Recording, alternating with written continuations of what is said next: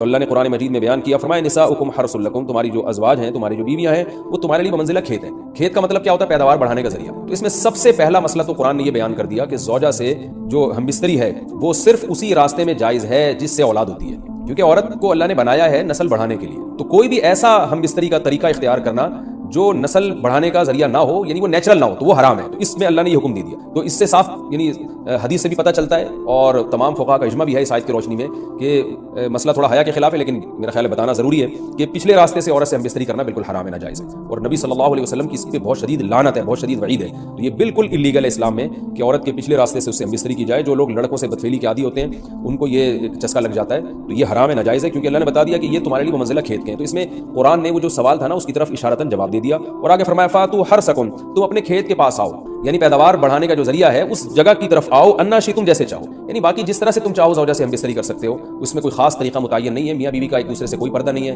ہن لباس لکم وانتم لباس لہن، یہ دونوں ایک دوسرے کے لیے لباس ہیں۔ تو اس میں طریقہ کار کوئی بھی ہو سکتا ہے، کسی بھی طرح سے کرنا چاہو ایک دوسرے سے لطف اندوز ہو سکتے ہو، لیکن فاتو حرثکم، آنا موضع حرث میں ہے۔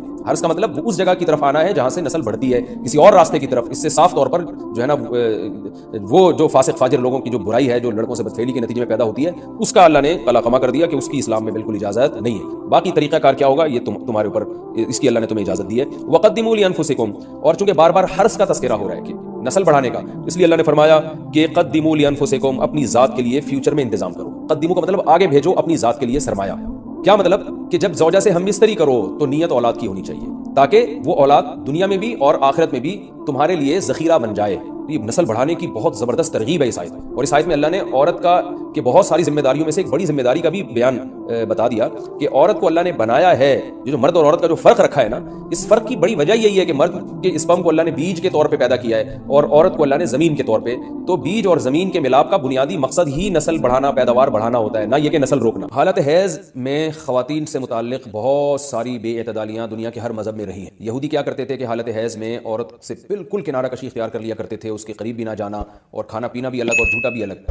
تو بعض مذاہب میں کوئی فرق ہی نہیں تھا کہ حالت حیض اور پاکی کے ایام میں۔ تو جب اسلام دنیا میں آیا تو صحابہ کرام کو یقیناً یہ خیال پیدا ہوا کہ بھئی اب اسلام کے اس بارے میں کیا احکام ہیں کہ جب خواتین مینسز کی حالت ہوتی ہیں شادی شدہ، تو کیا ہم ان سے ہم بستری کر سکتے ہیں یا نہیں کر سکتے، کیا اس کے احکامات ہیں؟ تو اللہ نے صحابہ کے سوال کو اور پھر اپنے جواب کو قرآن مجید کا جز بنا کے نازل کیا۔ وَيَسْأَلُونَكَ، اور یہ لوگ آپ سے سوال کرتے ہیں، عن المحیض، حیض کے بارے میں۔ تو حیض کے بارے میں سوال نہیں تھا، اصل میں سوال یہ تھا کہ حالت حیض میں زوجہ سے ہم بستری جائز ہے یا نہیں ہے۔ تو قرآن نے اس کی طرف اشارہ کر دیا، قل، اے نبی آپ ان سے کہہ دیجیے، ہوا اذن، اذن اصل میں تکلیف کو بھی کہتے ہیں، گندگی کو بھی کہتے ہیں۔ تو یہاں گندگی مراد ہے کہ وہ گندگی ہے۔ فاعتزلوا النساء، لہذا عورتوں سے دور رہو، فی المحیض، حالت حیض میں، ولا تقربوهن، اور ان کے قریب مت جاؤ، حتی یطہرن، جب تک کہ یہ پاک نہ ہو جائے۔ تو اس میں قرآن مجید نے جو لفظی ترجمہ ہے وہ قرآن کی آیتوں کا یہی ہے کہ ان سے کنارہ کشی، لیکن احادیث سے ہمیں پتہ چلتا ہے کہ یہاں کنارہ کشی اختیار کرنا یہ کنایا ہے ہم بستری کرنے سے، یعنی ان سے ہم بستری کرنا تمہارے لیے جائز نہیں ہے۔ کنارہ کشی سے وہ جو یہودی کر لیا کرتے تھے وہ مراد نہیں ہے یہاں، اور اس کی تفصیل احادیث میں۔ تو قرآن نے چونکہ صاف لفظوں میں جماع کا ہم بستری کا ذکر نہیں کیا تو صرف کنایوں سے کام لیا ہے قرآن مجید۔ فاعتزلوا النساء، ان سے اعتزال کرو، یعنی دور رہو ان سے۔ دور رہنے کا مطلب